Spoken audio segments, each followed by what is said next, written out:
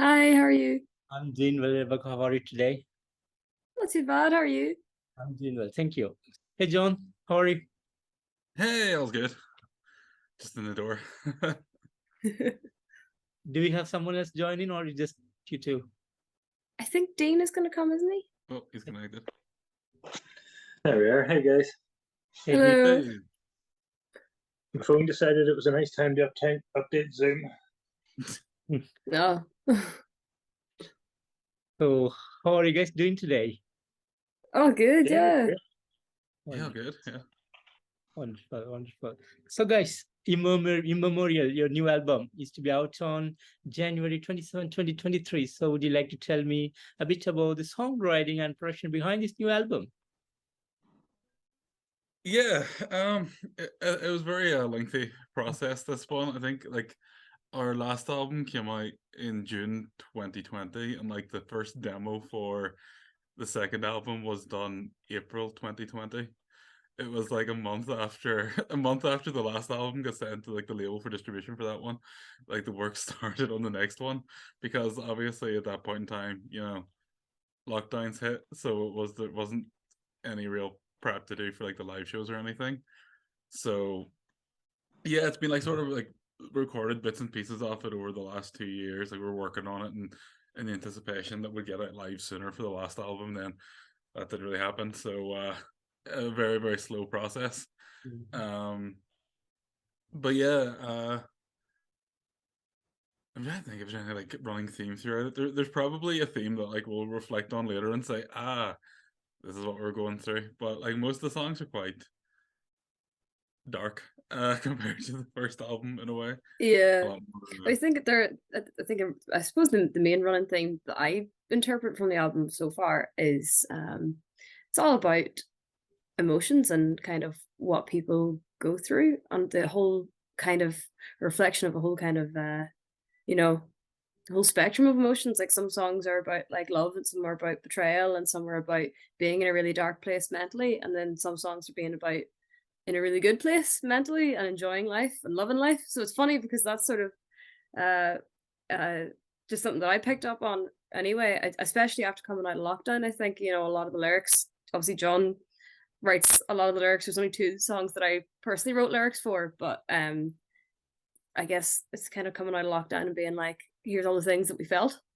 I imagine that's the way I feel about it anyway. John, I don't know what you can comment on that, but yeah, it's actually funny when you say that about the happy theme songs, but there's a song in the album Spirit of Life, and it's like the upbeat, happy song in the album. And yeah. originally I wrote like really ironically happy lyrics for it, and it was really like a dark undertone to it. Yeah. And then I just sort of put, I'd go, no, no, I gotta scale this. Well, actually, just like keep it. It was meant to be like originally the lyrics were very much like an ironic, like, oh yeah, yeah, gotta like pretend to be happy. And I go, no, I'll actually just write one that's like a feel good song, and like we'll fit it in. So it ended up Yeah. just being like an extremely happy song on the album. Fantastic.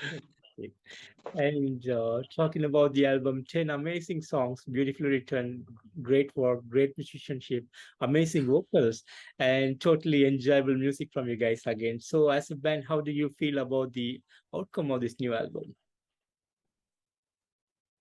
I'm really happy with it. Honestly, it's I guess it was we had a good bit of time to work on it, John, didn't we? But yeah, Yeah. I'm very happy with it, and I feel like everybody's put their own little stamp on certain songs, which is cool. Some Yeah. songs are more like some songs are more my thing, some songs are more John's thing, and there was a song as well that Mike wrote himself, and it comes from a very personal space as well. Uh, but yeah, I mean that's just my it's my 2 cents on it, I guess. Yeah, I think a big difference from the first album and the second one was whenever we started working on songs that ended up in the first album, like we hadn't Yeah, performed any of them live yet. So it's like half the first album was written before we really even gigged with the band at all.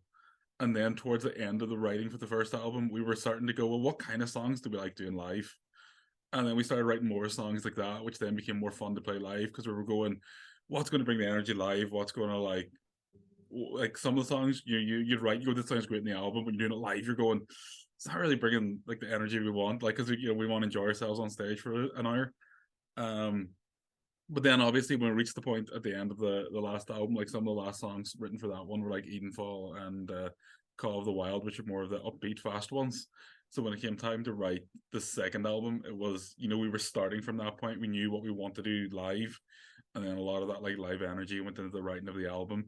There's lots of moments where we went, okay, how will this come across in the live environment? And then, you know, we're bringing that into the recording. And like, I think a lot of the vocal performances in this album are like, okay, think ahead. What way would be fun to do this in the live show, and we'll make sure it sounds like this in the album too, because a lot of the songs in the first album, like the way we play them live now, are quite different from the album versions. You know, we'll add a little bit of like inflection here and there. They kind of, some of the songs, because we played them so many times, we spice them up for ourselves. But you know, we're sort of approaching this with a more live centric thought to it, and I think like that just sort of means it's a bit more energetic and a bit more engaging. And then like I got to put the 10 minute song on again in the album. It's about 8.5 minutes, but I always like a good long song, and so I think that was one of the first songs written for the album. I was really happy with how it came out. So the rest of the album, that was like the baseline bar we had to meet. That's amazing. And on September 21st, you released your single and video for Reflection. So would you like to tell me a bit about the making of this video and about this song in particular? Yeah, that song was sort of chosen as a single for the album because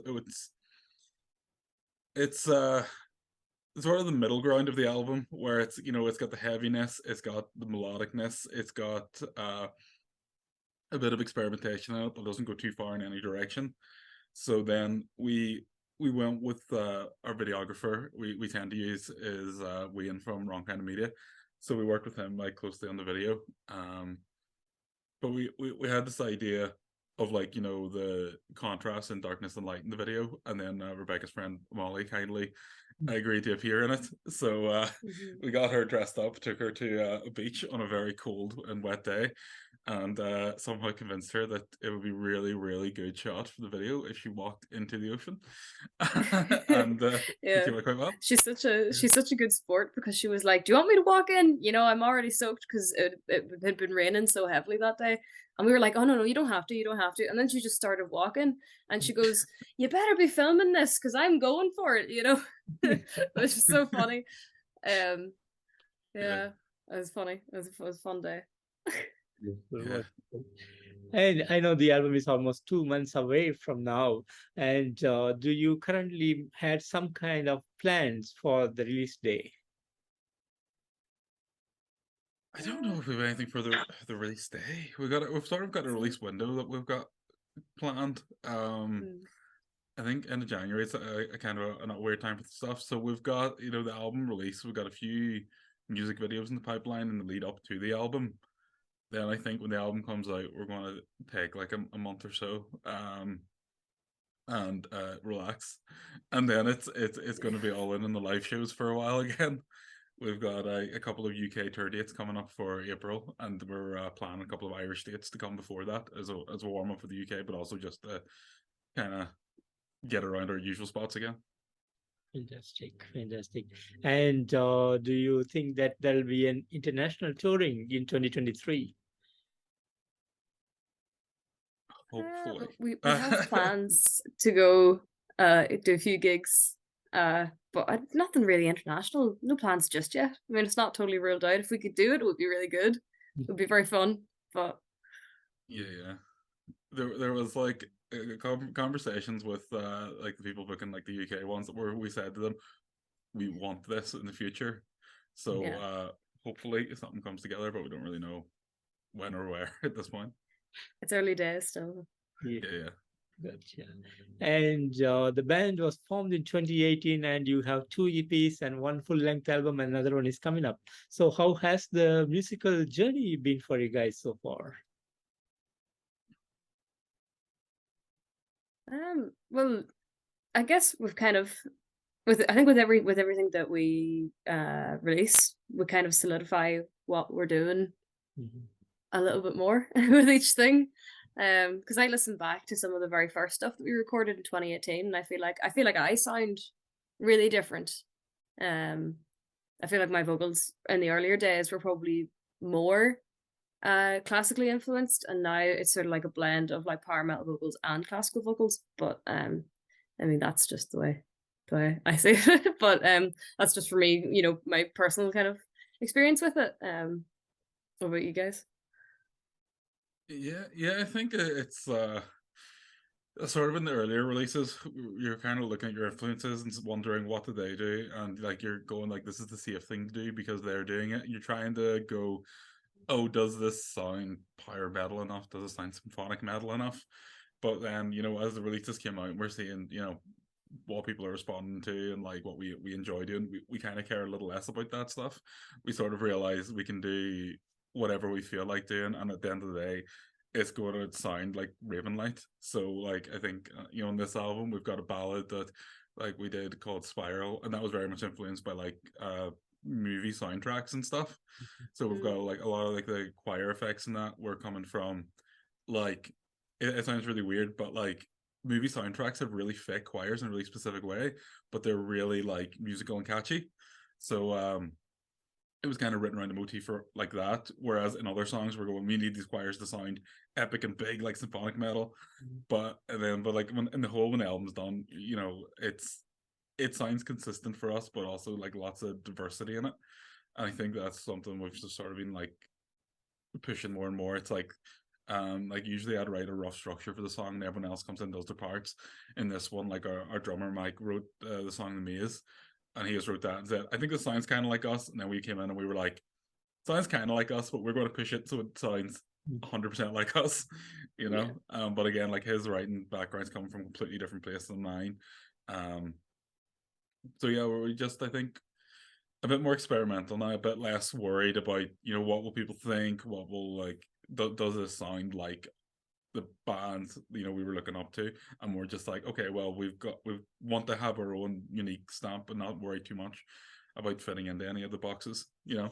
It's just about like a reason, something that's enjoyable to listen to. Wonderful. And would you like to share some of the highlight moments of Ravenlight so far? That's a tough one. There's been lots of little moments for me where, like, I think it was our third show ever was supporting Evergrey in Dublin, which was a show we kind of, you know, shot for. You know, we sent our EP to the like one of the people in charge of the show and said, hey, we noticed no support bands were announced, any chance we get in the bill? And we got an email back and they were like, yeah, sure. So, you know, we did that show. It was our first time ever playing Dublin, and people were coming up after us and saying, where are you guys from? And we're saying we're from 2 hours of the, we've never played Dublin before. This is the first time you've heard of us. But for me personally, like, Evergrey is a band where, like, I went into a CD store when I was 15 and the guy behind the counter was like, I see the CDs you buy, you'll like these guys. And that's when I started listening to them. So suddenly it was like, oh, cool, we get to play with those, which is always like a really fun experience to have. Apart from that, like, I think like Siege of Limerick was one we did recently, and it's like the first year we did Siege was last year, and we were hoping, you know, we get a little bit of a crowd. We had a pretty big crowd out, and this year they invited us back to the main stage. So it was, you know, just seeing these little incremental increases where, you know, you come back to the same place and suddenly see the crowd you know, get bigger and more into it. People are coming specifically early enough to see and things like this. I think those are really special moments. What would the rest of you? Yeah, I'd say that would be the same for me. Siege of Limerick, the most recent Siege of Limerick that we did there, that was really good. The crowd had a really good energy, and there were some like really young people in the crowd too, like really like small children, and they were just having a great time, and it was just so sweet to see that. So that was definitely a highlight for me. That, and just any of the you know, the filming of the music videos that we've done, because I really enjoy that aspect of it too. So those have been highlights for me too. Fantastic. And in release of Immemorial, do you guys have some kind of merchandise plan to go along with this album? Yes. We've sort of been planning the t-shirt run for a while. I think it's gonna be the first time we're going to do a proper like album design shirt, because usually it's pretty, it can get pretty tough to do elaborate designs, and we like our elaborate designs on the album art. So yeah, we've got a couple of like t-shirt designs, and then we always kind of try and do, like, from the start we've always done like special edition versions of albums, you know, to give a little bit, you know, something a little bit extra to the people who are like, you know, really want that kind of thing. So we've had a few talks about, you know, doing things like that. So yeah, we'll probably be announcing that stuff in the next couple of weeks. Interesting. And before the end of the year, do you plan to have another single released or a video released? We actually shot a second music video just yesterday, so we're waiting to find out when we'll get the edit back for that one. So Yeah. we're not too sure of the release date of that video, but I think if all goes well, we'll probably have a single or a lyric video out before the end of the year, or this music video. We've got two songs we've picked for the next two singles, so depending on like the scheduling, one will come out before the other, but like they're both pretty fun songs. So we'll probably aim to have one out before the end of the year, and then one to come out just before the album in January.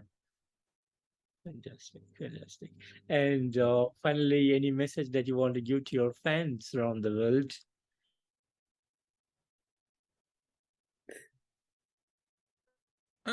It's still like weird to me that people outside of Northern Ireland know who we are. So thanks for listening, I guess. Would be my first thing. This is the time you're meant to say a really Northern Irish phrase that nobody outside Northern Ireland would understand. I know. Just can't bring myself to do it. Get ready to hit the diff. Hit the diff. Keep her lit. Keep her going. Yeah, I think just like, you know, keep an eye on like our social media and things. We've kind of got a lot planned coming up for the next couple of months. You know, for I think show wise, you know, people more local to us, but then also, you know, we have got like lots of videos and stuff coming out. We always try to get as many like shows from, you know, videos and things from our live shows too, to put in social media, you know, because we know that a lot of our listeners don't live in Ireland, so we get a chance to, you know, share the, you know, we try and bring a little bit of the live show to them too. So we're constantly posting videos and clips from shows. We got cameras set up on stage and things like that. So there's always like a stream of like, you know, cool stuff we're posting. So, well, we think it's cool. Hopefully they think it's cool too. Amazing, amazing. And John, Rebecca, and Dean, I want to thank you three so much for giving me today this wonderful opportunity to have you guys on this interview to talk about your upcoming album. And thank you so much for the amazing music and great work from the band in the last couple of years. And I hope to see you guys somewhere real soon. And I wish you guys all the best in the coming days. Thank you. Awesome. Thank you very much. You have a great evening. Take care of yourself. Bye-bye. Cheers. Bye. Bye-bye.